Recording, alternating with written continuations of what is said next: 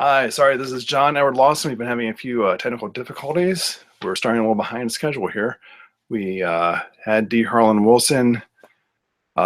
He will be joining us again momentarily, but while he is logging back into the room, let me say hello to everyone who's already here.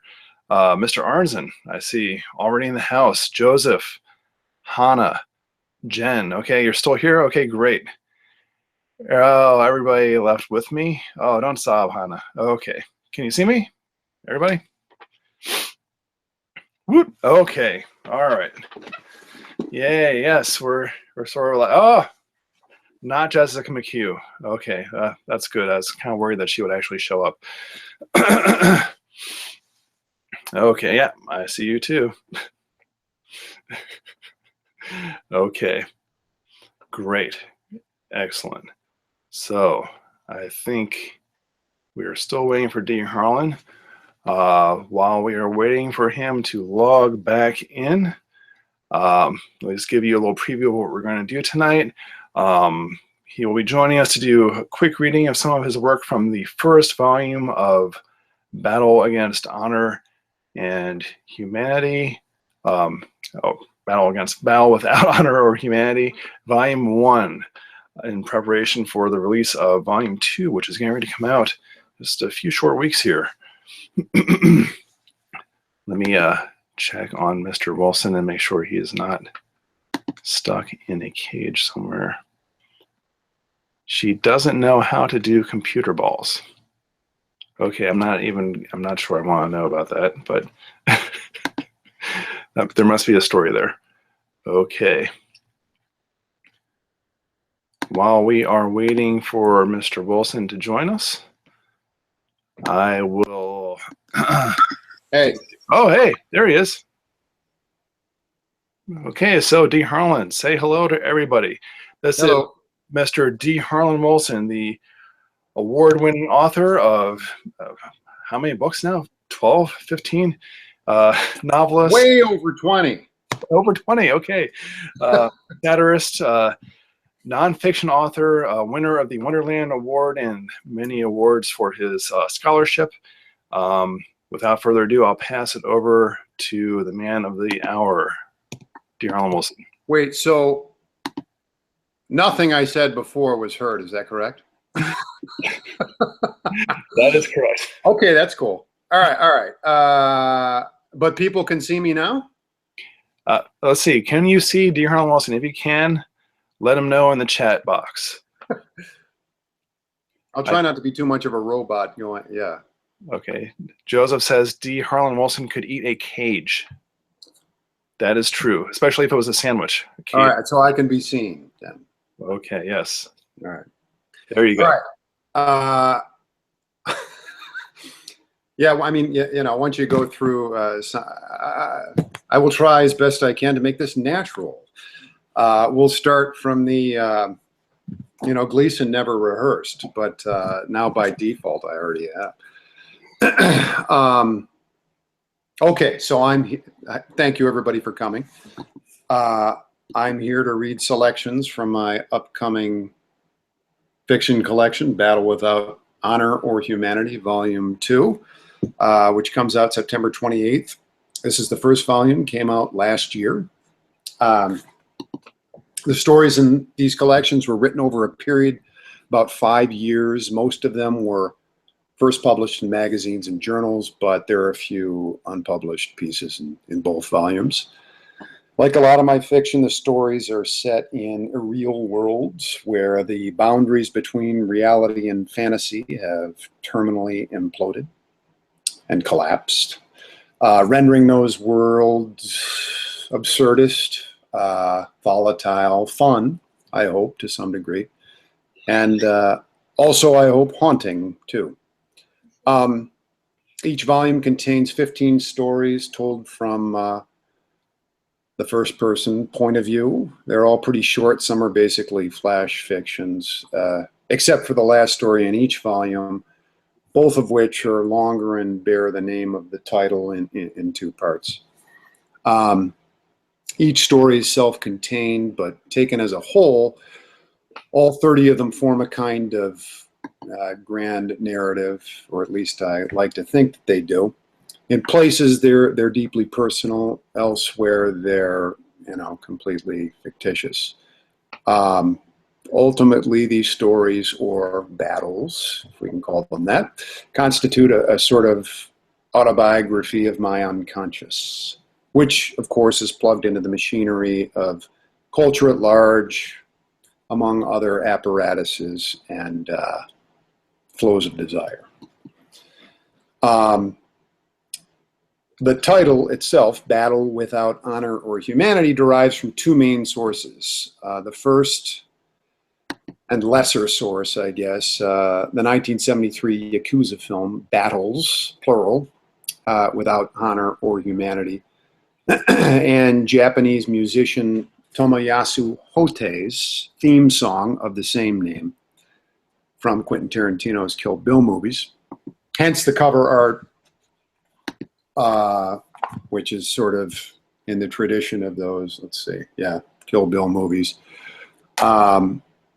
Beautifully rendered by the incomparable British artist Bradley Sharp, who, if I'm not mistaken, has designed all of the covers for Dog Star books, right?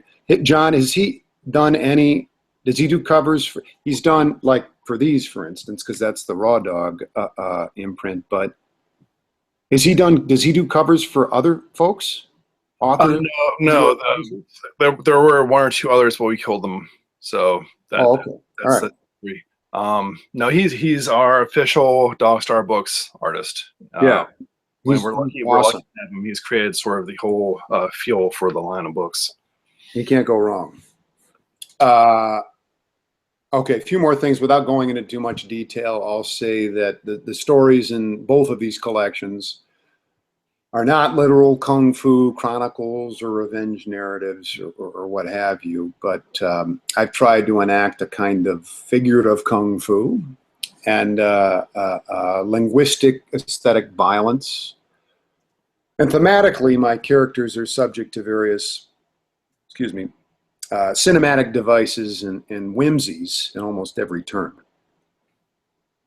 And lastly, I really like the blurb on the front cover of the second volume from Mark America, who I'm a big fan of. I have been a big fan of for several decades, in fact.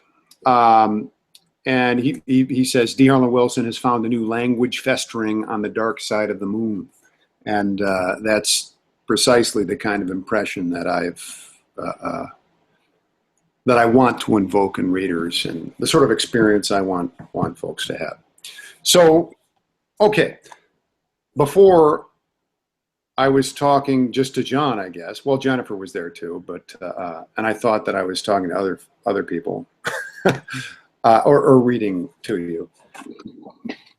I read the second story called Interregnum, and I don't know, it's a little bit too weird and boring. So I'm going to start with, I'm just going to read Vasectomy. Is that cool, John? Oh, yeah, go for it. Vasectomy is always good. I don't know. I don't really like listening. I don't like going to book. I mean, however good the author is or dynamic or whatever, I don't like it. John, aren't you bored? Like, seriously, in general, when you go to author readings, I don't know. I bore myself, like, when I'm reading. So I'll try not to bore you, but I'm going to try not to bore myself too. I'll do the best that I can. All right. So this one's called Vasectomy. I make an appointment with a doctor in Las Vegas to have a vasectomy. Yeah, there we go. A switchboard operator takes my name and personal information and tells me to hold the line. For 20 minutes, I listen to the superimposition of a garbled Nixon speech over Mendelssohn's Wedding March. Breathing heavily, the doctor breaks in and says, "Don't worry, you'll be all right."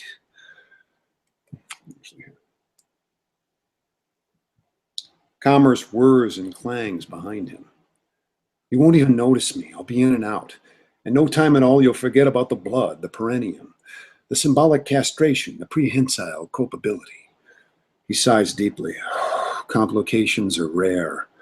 Almost unthinkable, he swears loudly.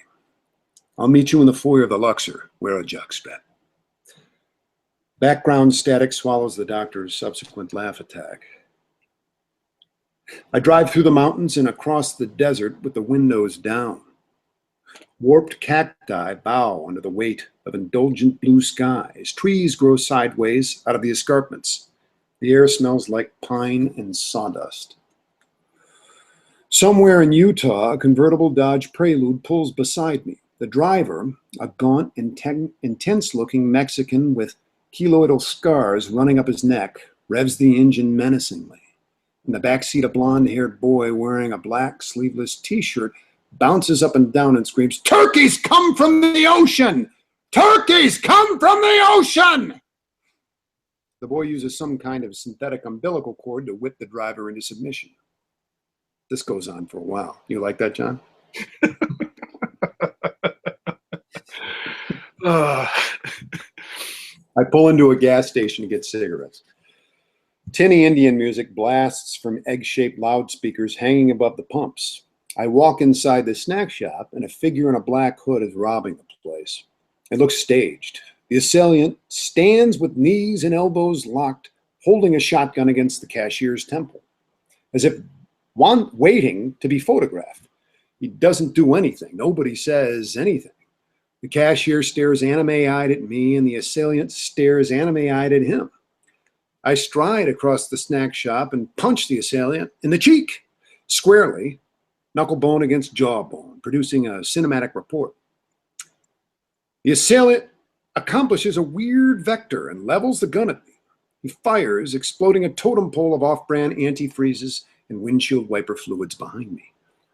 I wrestle the gun from him and sort of whirl it around my waist and reel up and nail him in the chin with the butt, knocking him off of his feet, launching him into a phalanx of coffee pots. Pump the gun and unload the shells and toss the weapon aside. The assailant rallies, but I pounce on him and bash coffee pots into his head. Then I stand and kick him in the ribs until I lose my wind. This is totally off the cuff, but I assume Donald Trump would do the same thing in the same situation, right? Absolutely. Absolutely. The assailant is unconscious, possibly dead.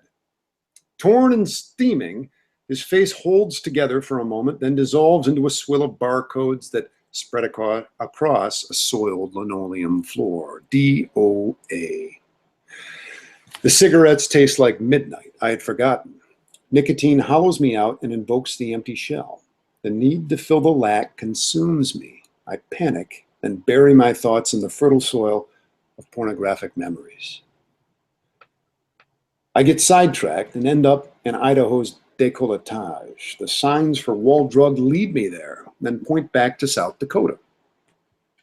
I find a liquor store and park next to a horse and buggy in which Amish families maneuver electrical devices and look at me as if I've killed God. We trade unkind words. I tell them their beards look stupid. They tell me I lack a viable epistemological perspective. Too mad to respond, and vaguely remorseful for the comment about the beards, I go inside. I select a bag of teriyaki beef jerky, who wouldn't, and ask the cashier for a liter of bourbon. He eyeballs me and asks what I intend to do with the items. Reportage, I explain. The bourbon tastes bad at first, but I keep drinking it. And then I start smoking cigarettes again, and everything works out for a few hours. Good time for a sip.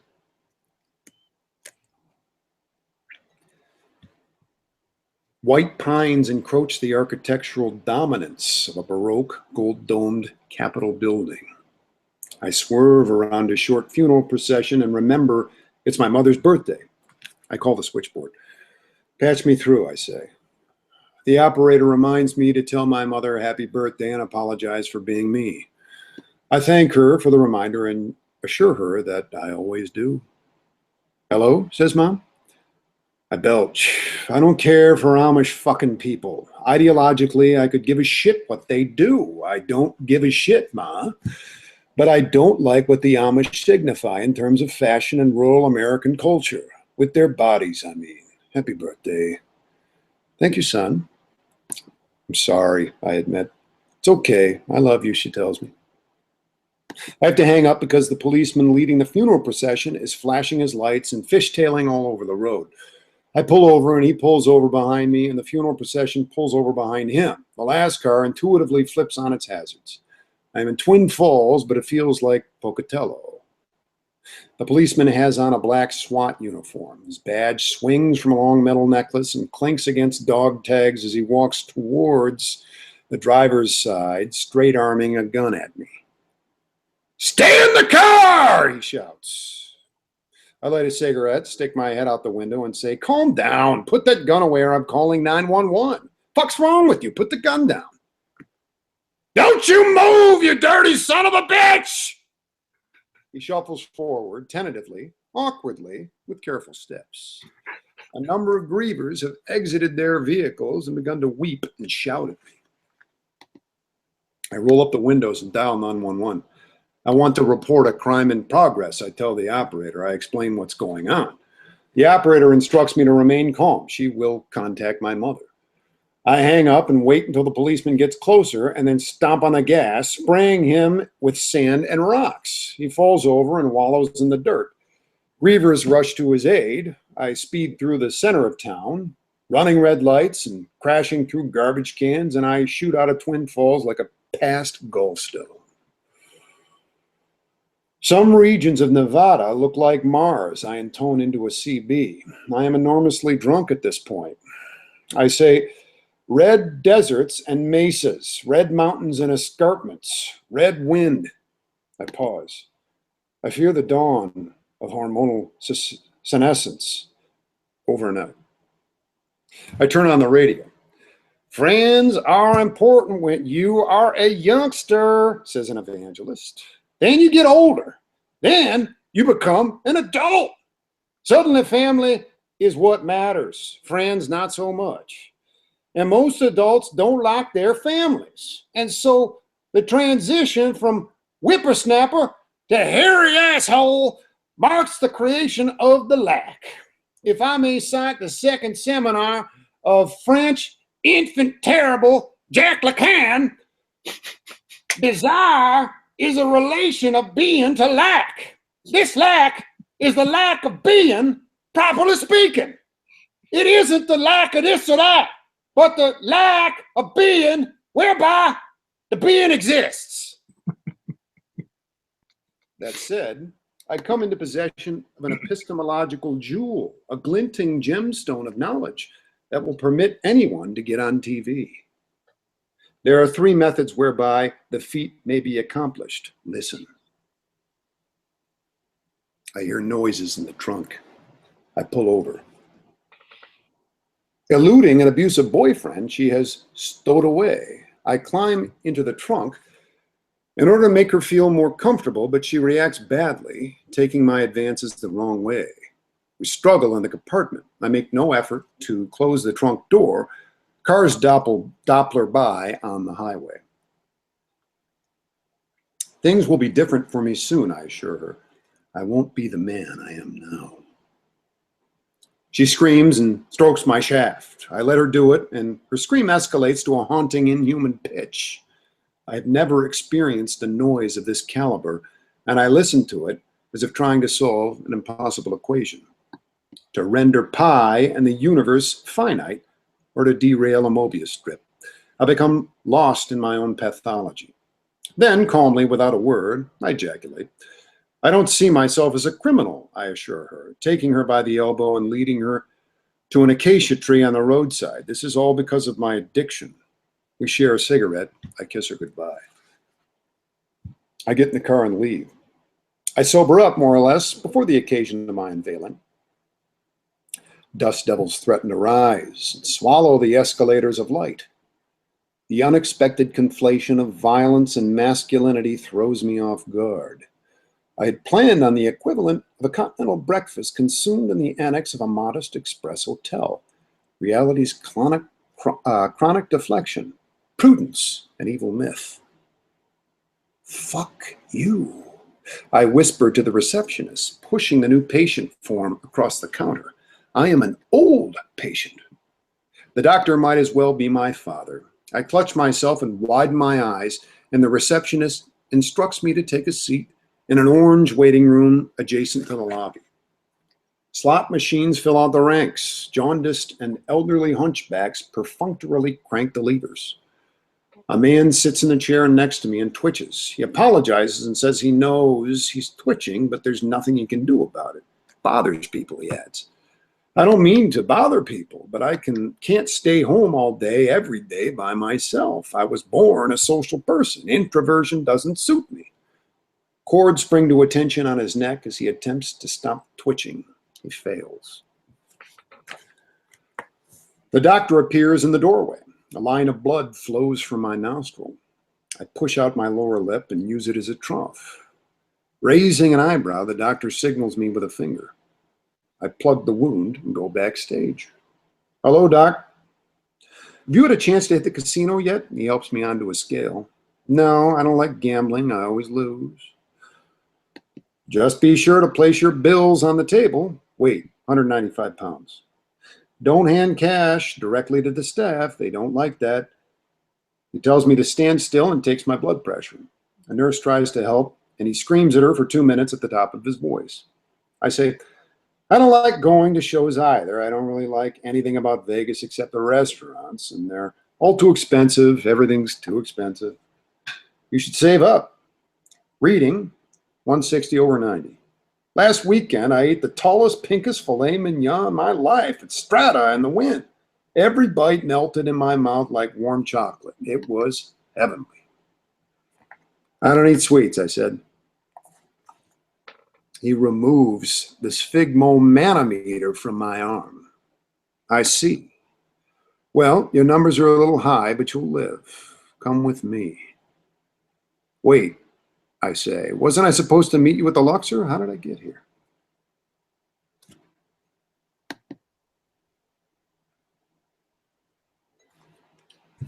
I found my legs clamped open on a birthing table. I've been drugged and shaved. The doctor tells me to take a deep breath and push as hard as I can, then says, no, don't push. Stay very still and try not to make any sharp movements. I'll be right back. Here. He gives me the Novocaine mask and leaves the operating room. He comes back with a therapist and looks like he could be his brother. Same laugh lines, same high ribbed forehead. This man doesn't have a terminal degree, confesses the doctor, but I'll vouch for his efficacy. By God, his will to power is bulletproof. It's important to have these types nearby during vasectomies. Sometimes men get anxious and worry that their balls will fall onto the floor. Men need people to talk to like any other animal. Nodding, the therapist excuses himself and leaves the room. He doesn't come back. The doctor makes an incision into my scrotum. He lets me keep the Novocaine mask. I'm inside of the apparatus now, he explains. I will be in contact with the vas deferens momentarily. Bear with me. Cauterizing will commence at 0900 hours. Dented, a strophe paces across the lawn. It's over quickly, and I am encouraged to call my mother. She asks what happened, and I explain about the bloody nose, the stake, the therapist, the strophe. She reminds me that I have an obligation to disclose everything. Pragmatism, she intones, is your only hope. I tell her about the drive, how I got bored sometimes. Mom says, boredom is a state of mind, son. You are only as bored as you allow yourself to be. I agree. The doctor comes back and tells me everything's going to be all right. He didn't even need to operate. He puts me in touch with the switchboard operator, and she assures me that it's the truth. I only stopped once on the way home to fill the car with gas. The end. Thank you. All right. So I'll just do that one, right? Yeah. I'm not sure what your schedule is like, and I don't know if I can handle much more than the vasectomy. It felt good, though. I was with the Southern accent. I wasn't planning on going as loud, but yeah. I liked it. I should do that more often. It like cleared my sinuses. Yeah. All right, that one went up to 11. All right, so That was an excellent reading, and I think that is a good primer for volume 2. Can you tell us a little bit about the two books, how they're connected? Well, you know, I was thinking about this today, in fact, and I don't remember. I knew that I had come off of writing solely novels for a number of years, the last of which was The Kyoto Man, which came out in 2013, I think. Yeah, yes. But I had finished it well before that, and I really prefer writing short stories. I really hate writing novels. I hate it, but I still do it. I have to reevaluate why. I don't know why I do a lot of things. In any case, I wanted to go back to. I started kind of writing short stories, and when I started writing fiction, and I wanted to go back to it, and I wanted to. I had no idea that I would, do like 2 volumes of called, this sort of an absurd name, Battle Without Honor or Humanity. That kind of came later, but I did know that I kind of wanted to write some stories in the same sort of, I was going to say tradition, but essentially in the same vein. I've been doing that for a long time. I think that the few readers that I have can identify what my writing is. But I tried to sort of push this a little further, and essentially what I try to do is, and I read this on Wikipedia recently, and I did not update it, but it's kind of what I'm doing. Bridging the aesthetics of literary theory with, I can't remember specifically what was said, but I think it's literary theory and speculative fiction in the broad context. And I really wanted to push language in a direction that not only challenged me, but that would have that kind of effect on readers. Not where they look at it, because there's, in both of these collections, it's not experimental. There's not all kinds of weird, shit and blotches on there, sort of high modernist hoo-ha. There's nothing like that. All of the stories are written, if you look at them from afar, in a linear way, with beginnings, middles, and ends, with very little, actually no literary, stylistic experimentation. What I wanted to create was an experimentation with what we expect from fiction, and especially what we expect in terms of meaning. Okay. I really wanted to use language to problematize meaning and the expectations of meaning in these collections. I think that was sort of my overarching goal, let's say. Okay, well, mission accomplished.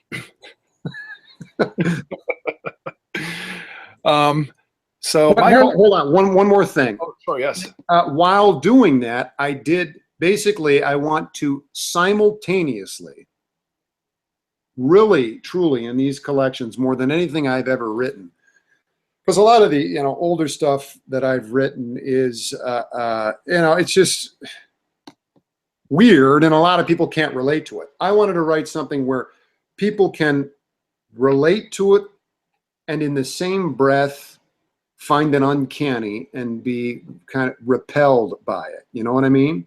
Sure. I'm sure I've failed in various ways in doing that, but that was my ultimate goal. Yeah. Okay. Right on. Sorry for that. No, hey, no, that's great. That's a full answer to the question. Here's another question coming in from Dr. Michael A. Arnzen. Oh dear. He wants to know, is volume 2 the end of the series? I want to do a volume 3. I'm following Tarantino's lead. Because doesn't he did one and two right next to each other, and then isn't he involved in a volume 3, which would be 10 years after the last one? I guess so. Yeah. Yeah, I would love it. Yeah. I will probably do a volume 3 at some point, but I don't know. The thing is, once I get on I get on a kick for like a year, and I always try to change things up. I always write sort of strange things, but I always like to write the strange in different ways. And these stories, for a while, I was very much into them. I had kind of this idea of their interaction with one another, yet, put myself in a mode that I wanted to stay in for a certain amount of time. And now I'm kind of out of that mode and doing other things, but this is a mode that I could definitely return to. Although I don't know if I did return to it, albeit every year everybody changes. I'll be a different person than I was when I wrote these. So who knows what it'll be. So I definitely envision writing a Battle Without Honor or Humanity Volume 3, but it'll be a different person writing it, and hence different content. But similar. All right. Well, in conjunction with the release of Volume 2, you do have some exciting news coming up relating to Primacy, a new play by D. Harlan that's being put on by the U Forge Gallery. Yes. Make a Plain, Massachusetts.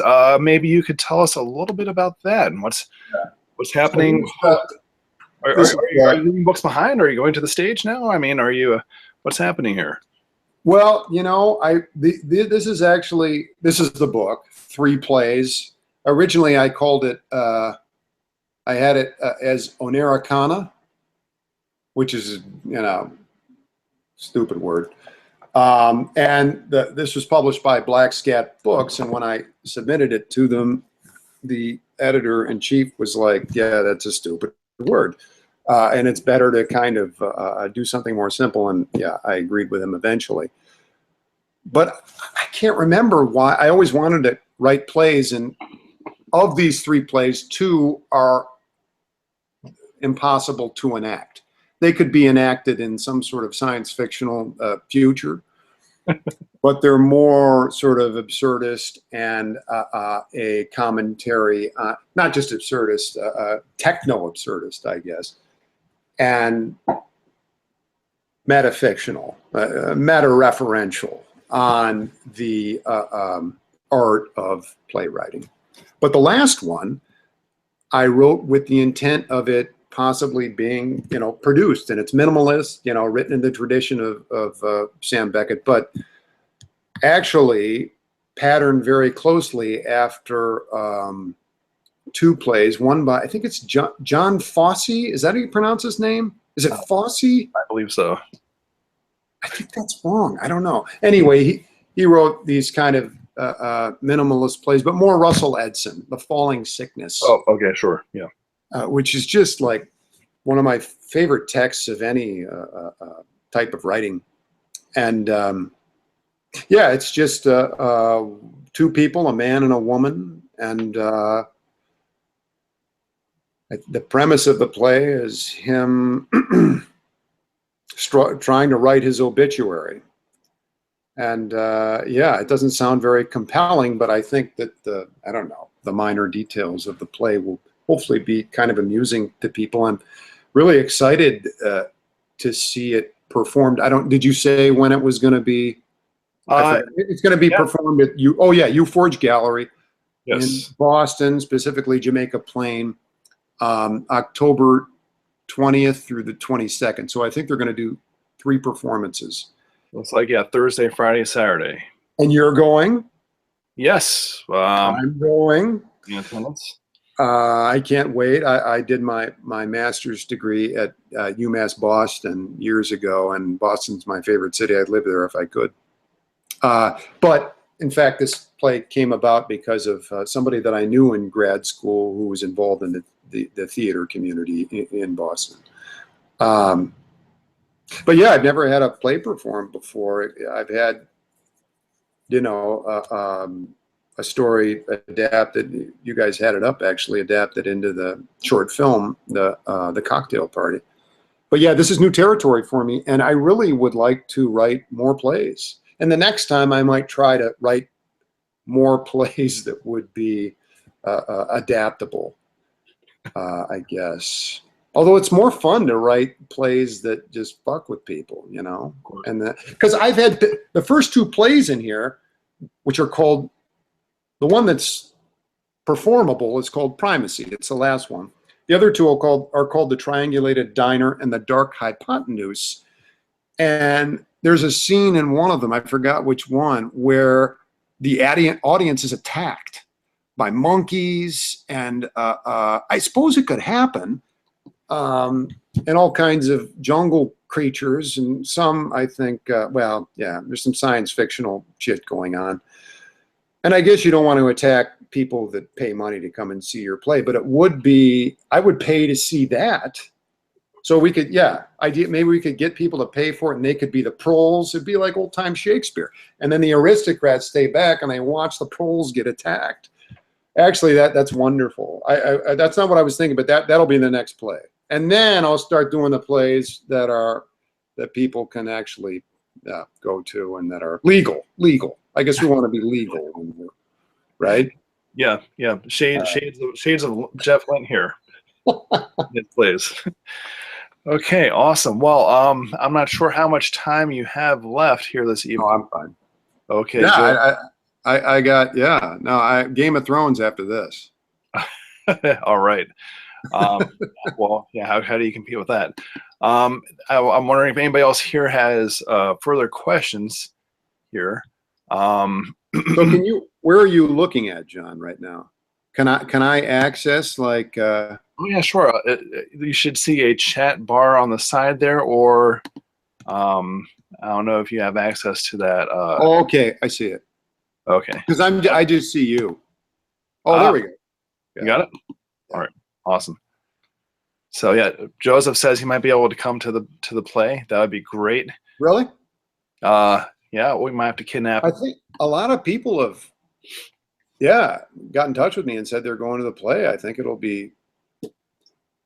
I don't know. Actually, I have no idea what to expect. I mean, you know, I'm embarrassed whenever I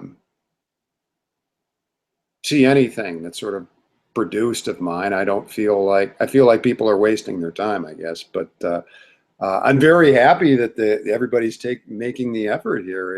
It's yeah, it's nice. But I should say too, copies of both Battles Without Honor or Humanity will be available at the gallery.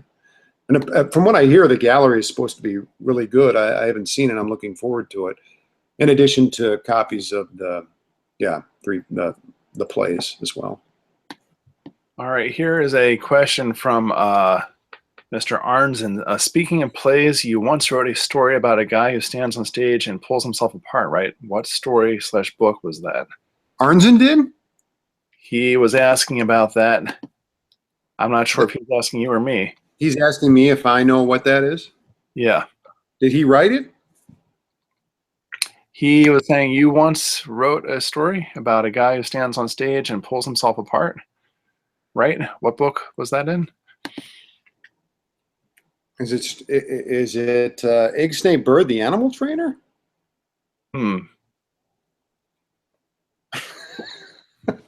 That's a good question. Ask him. Can he hear me, or do you have to type it? I think he can hear you. Let's see.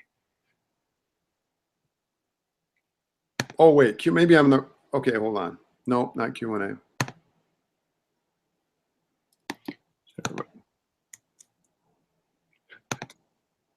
Wow, we're stumped here.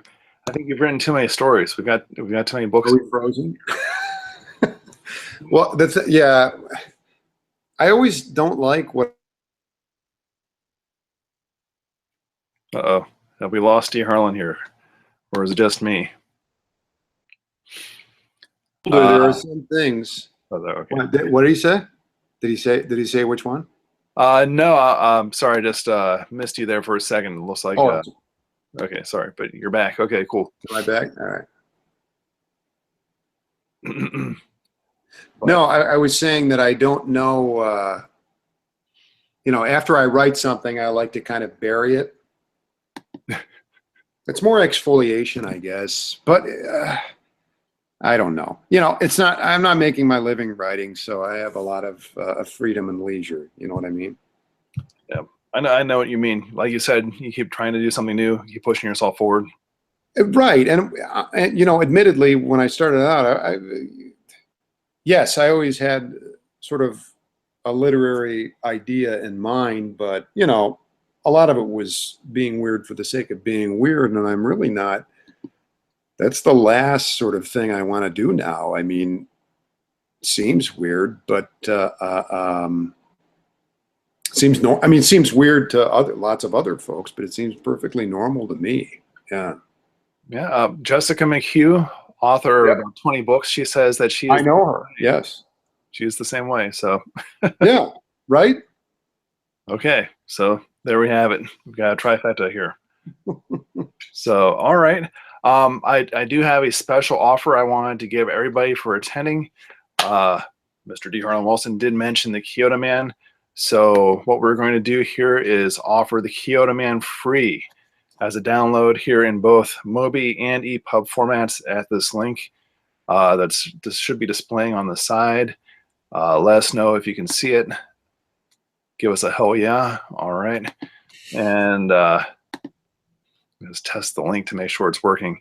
It will take you to our Dropbox with access to the Kyoto Man novel in both Kindle Mobi format and also your EPUB for your Nook or other devices. All right. All right. Hannah says, hell yeah. Okay, Hannah. Yes. Jessica McHugh, hell yeah. All right. So, so yeah, can you tell us a little bit about the Kyoto Man? I know that was quite a process. I don't even remember that. It was that was yeah that was another. I don't know. I tend to get on 5-year kicks, I guess, but I always have several things going. So it seems. I guess yeah, it seems like I'm more prolific than I am, but uh, yeah, the Kyoto Man. What is it about? It's about a guy who changes into Kyoto, The who city can of change Kyoto. into the city of Kyoto, but does it many different times, thousands of times or something, Yes. and as such wrecks the world. But I'm very, very selfish and solipsistic and narcissistic, clearly, while making fun of myself because, in retrospect, I was thinking about this recently, like everybody writes from their own experience and so forth, but a lot of my writing, most of it, in fact, is just based upon my desires and literally my dreams, but also, dreams that I have sort of consciously. And I just try to spruce them up a little bit. I don't know how I'm getting away with it. I hope that I think I get away with it mainly by not, this word autohagiography, which the Hitler, Freud, Douglas books were. Okay. Excuse me. No, hagiography. I think it's a biography of a saint. Ah, So an autohagiography is, an autobiography written by a saint about himself, lionizing himself. So I realize I've done that to a large degree, but hopefully always making and commenting on other things. I think that's my lineage, okay. as pathetic or tolerable as that might be. Yeah. Awesome. Well, just a brief note before we head out here, before we wrap up, I'm going to switch over. If you want to download the free book, go ahead and do it now. Otherwise, it's going. I'm going to switch to our offer for DogCon 5 tickets. If you want to hang out with cool authors, cutting edge authors, the authors that people are going to be talking about 5, 10, 20 years from now, like D. Harlan Wilson. I'm not going to be there. I wish I could. Well, you know what? Maybe we can get you in via the internet. Oh yeah. Yeah. That'd be awesome. But here, come to DogCon. And you got to go to the Broadkill Resort for sure. Yes. I haven't been there yet, but it looks awesome. Yeah, it's a lot of fun. We're going to be doing bonfires at the beach. We're going to be doing webinars, educational stuff. And I should mention that the bonfire on the beach with the s'mores and whatnot is all sponsored by Carian Blue, Mr. Joseph Balthia Jr., a sponsor for that aspect of the event. We're going to have D. Harlan's head on a stick, or perhaps his soul via the internet. Yeah. And we will have his books there on the premises. And, if you have not registered, I think most of the people here in the session actually have registered for DogCon 5. But if you have not, if you want to see cool authors like Mr. Arnzen, like Hannah J. Is Arnzen going? Arnzen will be there, yes. Yep. I'm sorry, I'll miss. J.L. Gribble will be there. Jessica McHugh will be in the hizzy. All right. Dating myself there. Okay, so anyway, moving right along. I'd like to thank everyone again for participating, coming out here tonight, hanging out with us for this live event. And, please stick with us for more of these events. We'll be doing them weekly, or even 2 or 3 times a week. I know the next one we'll be doing hopefully will be on the subject of book reviews. That's usually the question we get from authors and other publishers frequently, is how to get book reviews. Do you have any closing comments, Mr. D. Harlan Wilson? I would like to thank everybody for taking the time to come here tonight. I appreciate it. All right. And I hope to see, I know everybody that you mentioned. I hope to see you soon. Hopefully the next time will probably be AWP, right? Yes, AWP. Not before that, but we got it. Yeah, do you want to say that? We got a booth at AWP. When is it? Early March, right? Early March, I believe so, yes. And all RDSP et al. Folk are welcome. Yeah. Yeah, that will be at the Associated Writing Programs Conference. Right by you, DC, right? Yes, Washington, D.C. If you're in the Mid-Atlantic area, or, if you're coming from around the country, there will be thousands of people in higher education. That'll be a big one. On site. Again, Mr. D. Harlan Wilson will be there. We'll have J.L. Gribble. We will have Michael Gills, and a bunch of others will be there. So that will be a great event. Also, definitely get Battle with Honor or Humanity Volume 1. We're having a special flash sale on Amazon, 99 cents. Go get it now. And thanks again, everyone. And thank you, Mr. D. Harlan Wilson. Of course. Seriously, thank you, guys. All right. All right. And we'll catch everyone later. Peace out. Peace and love. Peace and love.